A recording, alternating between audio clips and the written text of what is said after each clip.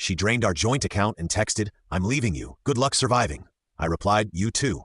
She didn't realize the account was set up as a business line of credit, solely in her name. The bank began calling her about the $80,000 debt within the hour. I, 31 male, was with Qley, 29, for 6 years, married for 3. The text came while I was at my desk job on a Thursday afternoon. "Just emptied our account. I'm leaving you for someone who actually has ambition. Good luck surviving without me. B2B already filed for divorce. Don't try to find me." I stared at my phone, then logged into our banking app. Sure enough, the account we'd been using for household expenses showed the previous balance, $80,000. Here's the thing about that account, though. When we first moved in together 4 years ago, Qley insisted on handling finances. She was working at a bank, then said she knew all the tricks for maximizing interest, getting the best accounts, etc. I was young, in love, and honestly terrible with money stuff. So, I agreed. She set up what she called our household account and added me as an authorized user.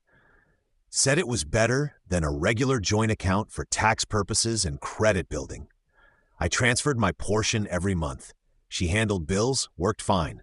What I didn't know until much later, and what Qley apparently still didn't realize, was that she'd actually opened a business line of credit, not a checking account, in her name only, as the sole proprietor of her consulting business that never really took off. I'd figured this out about 8 months ago when I finally started educating myself about finances, ironically, because Qley kept calling me financially illiterate. Noticed weird terms on a statement, did some Googling, called the bank pretending to be confused about our account type. The rep explained, I was just an authorized user on a business credit line, not liable for any debts. Only the account owner, Qley, was responsible for repayment. I kept my mouth shut, kept transferring my half every month. But I also quietly opened my own personal checking account and started building an emergency fund just in case.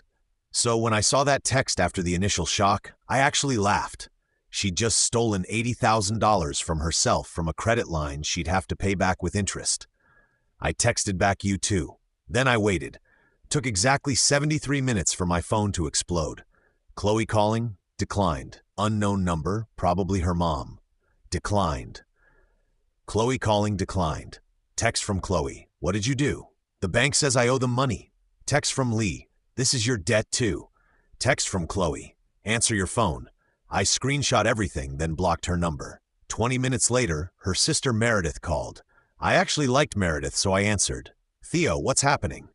Qley's hysterical. Something about the bank calling about a massive debt. "Meredith, your sister just drained what she thought was our joint account and sent me a text saying she's leaving me. Turns out it wasn't a joint account, it's a business credit line in her name." Long pause. She stole money from a credit line. Technically, she borrowed it from herself, and now she owes the bank $80,000 plus interest. But that was your money too. No, I was just an authorized user. I put money in monthly, which technically counted as payments toward the credit line. But the debt, that's all hers. You knew? Found out 8 months ago. Never thought she'd do something this stupid, though. Meredith was quiet for a moment. "Theo, she's with someone else. Has been for months. Some crypto guy named Blake she met at a conference. I figured as much. You need to help her with this debt situation. Why would I do that? She just stole what she thought was my money and left me for another man because it's the right thing to do." The right thing? Meredith? She literally tried to leave me with nothing. She thought I'd be broke and desperate. The only reason she's in trouble is because she didn't understand her own financial setup. I hung up. Update 1. The entitlement has reached astronomical levels. First, Qley tried the legal route. Had some bargain basement lawyer send me a letter demanding I pay half the debt as it was marital funds.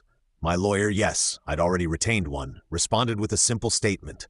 I was an authorized user, not a co-signer. The debt predated our marriage since she opened the account before we wed. Not my problem. Then came the emotional manipulation via her parents. Her dad, Robert, actually showed up at my apartment building. Doorman called up. "There's a Robert here to see you. Says it's urgent. Tell him I'm not available." Could hear Robert yelling from the lobby about man-to-man conversations and doing the honorable thing. Security eventually escorted him out. But here's where it gets really interesting. Remember Blake, the crypto guy? Well, Meredith reached out again with some tea. Apparently, Qley had told Blake she was getting at least $80,000 in the divorce. plus alimony, plus half my 401k. She'd been spinning this tale of being married to a tech executive. I work in IT support, who was loaded but cheap. Blake thought he was getting a sugar mama. When Qley told him about the debt situation, he bounced, literally ghosted her within 24 hours. She tried to move into the apartment he'd been renting for them. Yeah, she'd already signed a lease with him. But surprise, he'd never actually put her name on it. The landlord wouldn't let her in without Blake's permission, and Blake had already told them she was no longer authorized. So now Qley was homeless, 80 cal in debt, and single. Did I feel bad? For about 0.3 seconds. Then I remembered the good luck surviving text and went back to eating my cereal. But Qley wasn't done. Oh no, she created a whole victim narrative online. Posted on social media about how her financially abusive ex-husband tricked her into debt, how I'd manipulated the banking system to trap her. Problem was she'd forgotten that several of our mutual friends worked in finance. Her former coworker from the bank, Jerome, actually commented, "Qley, you literally worked in banking. You opened that account yourself. I remember you bragging about the rewards points." She deleted the post, but screenshots were already circulating. Then came the truly pathetic attempt. She reached out to my mom trying to get her to convince me to help with the debt. My mom's response was legendary. She sent me the screenshot. "Qley, Mrs. Davidson, Theo won't help me with this misunderstanding about our finances. As his mother, could you talk sense into him? The same sense you had when you were cheating on my son with that crypto fool. That kind of sense. Delete my number." But the peak entitlement came yesterday. I got a call from the bank. Not about the debt, about Qley trying to report the authorized user card as fraud. Apparently, Qley had told Blake she was getting at least $80,000 in the divorce, plus alimony, plus half my 401k. She'd been spinning this tale of being married to a tech executive. I work in IT support, who was loaded but cheap. Blake thought he was getting a sugar mama. When Qley told him about the debt situation, he bounced, literally ghosted her within 24 hours. She tried to move into the apartment he'd been renting for them. Yeah, she'd already signed a lease with him. But surprise, he'd never actually put her name on it. The landlord wouldn't let her in without Blake's permission, and Blake had already told them she was no longer authorized. So now Qley was homeless, 80 cal in debt, and single. Did I feel bad? For about 0.3 seconds. Then I remembered the good luck surviving text and went back to eating my cereal. But Qley wasn't done. Oh no, she created a whole victim narrative online. Posted on social media about how her financially abusive ex-husband tricked her into debt, showed up in designer clothes, probably bought with the stolen money, and demanded alimony because she was accustomed to a certain lifestyle. The judge looked at her financial records, saw the ADLer withdrawal, saw her texts admitting to taking it, saw that she'd been employed full-time until she quit 2 weeks ago, apparently thought she wouldn't need to work after cleaning me out. "Judge, ma'am, you withdrew $80,000 from a credit line, quit your job, and now want your ex-husband to support you. He tricked me. He knew it was a credit line. Did he force you to open the account? No. But did he force you to withdraw the money? No. But he should have told me. You set up the account, you managed it for years, you work in banking. Ignorance of your own financial instruments is not your ex-husband's responsibility. Zero alimony. She actually owes Emmy money because she drained accounts that had marital funds in them. The $80 included my contributions over the years. But here's where Qley's entitlement went nuclear. She started calling my employer daily, claiming I'd stolen from her, that I was dangerous, that they should be aware they employed a financial predator. HR pulled me in for a meeting. I explained the situation, showed them the divorce papers, her texts, everything. They were actually sympathetic, but said the calls were disruptive. That's when I played my ace. See, I'd been recording everything legal in my state with one-party consent, including a voicemail where Qley explicitly said, "I'm going to call your job every day until you pay my debt. I'll make up whatever I need to. They'll fire you eventually." HR's face went pale. Legal got involved. They sent Qley a cease and desist. She violated it within 48 hours. My company pressed charges for harassment. But wait, there's more. The bank started collection proceedings. Qley missed her first payment because she'd blown through most of the 8 acres already. How? Well, according to Meredith, who was thoroughly disgusted with her sister at this point, first-class tickets to Costa Rica for her and Blake, 12th designer shopping spree, 15 Qley deposit on a luxury apartment she couldn't actually afford, $8K new car down payment, $10 couldn't get approved for the loan, though cosmetic procedures she'd been wanting $7. The rest went to hotels and investing in Blake's crypto scheme. When the bank started calling about missed payments, she tried to negotiate, claimed financial hardship. They asked for proof of income. She had none. She'd quitted her job. Remember, they accelerated the debt. Full $80 plus accumulated interest due immediately. Qley's solution.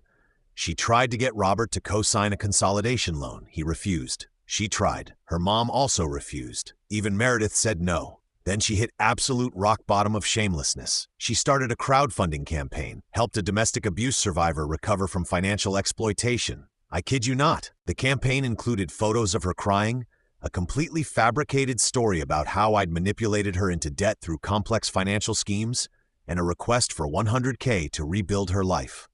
It raised $37 in 3 days. Someone donated $2 with the comment, "lol." Meredith sent me screenshots of Qley melting down in their family group chat, demanding everyone share the campaign, calling them unsupportive when they refused. Her own aunt responded, "Qley, everyone knows what you did. Stop embarrassing yourself." Update 3. The legal consequences started hitting. Remember the harassment charges? Qley got arrested at her parents' house. Robert had to bail her out. The conditions included no contact with me or my employer. She violated those conditions within a week by creating fake email accounts to send anonymous tips to my company about my criminal behavior. It traced them back to her IP address, back to jail.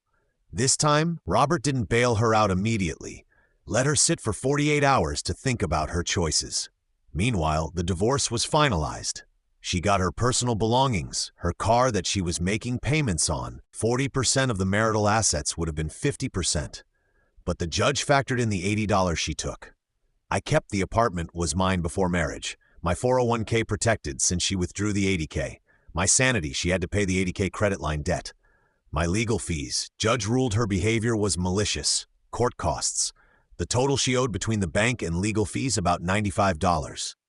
Her solution was spectacular in its stupidity. She tried to declare bankruptcy, except she transferred some assets to her parents to hide them before filing. The bankruptcy trustee found out. Of course they did. It's their job. That's bankruptcy fraud, a federal crime. She panicked and withdrew the bankruptcy petition, but now she was under investigation.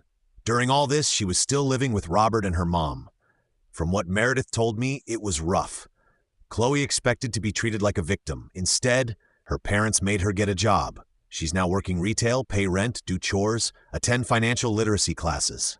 The irony, she lasted 2 weeks before having a meltdown about how everyone was punishing her for falling in love with Blake, who hadn't contacted her since disappearing. Then came the last desperate play. She reached out to my ex-girlfriend from college, Amber, on social media. Tried to convince her that I was some kind of financial mastermind who'd conned them both. Wanted to team up to expose me. Amber's response was perfect. She sent me the screenshots. "Qley, I dated Theo for 2 years. He's literally the most straightforward person I know. We broke up because we wanted different things, not because he's some evil genius. Also, girl, you stole 80 Qley and got caught. Take the L and move on." But my absolute favorite part, last week I ran into Blake at a coffee shop. He tried to avoid me, but we ended up in line together. So I said, "How's the crypto going?" He looked embarrassed. "Look, man, I didn't know she was married at first." "Don't care, but I am curious. Did she ever invest in your scheme?" "Yeah, about $15. "How'd that work out?" "The coin crashed. It's worth maybe $300 now." I actually laughed out loud in the coffee shop. Final update. The conclusion is both pathetic and predictable.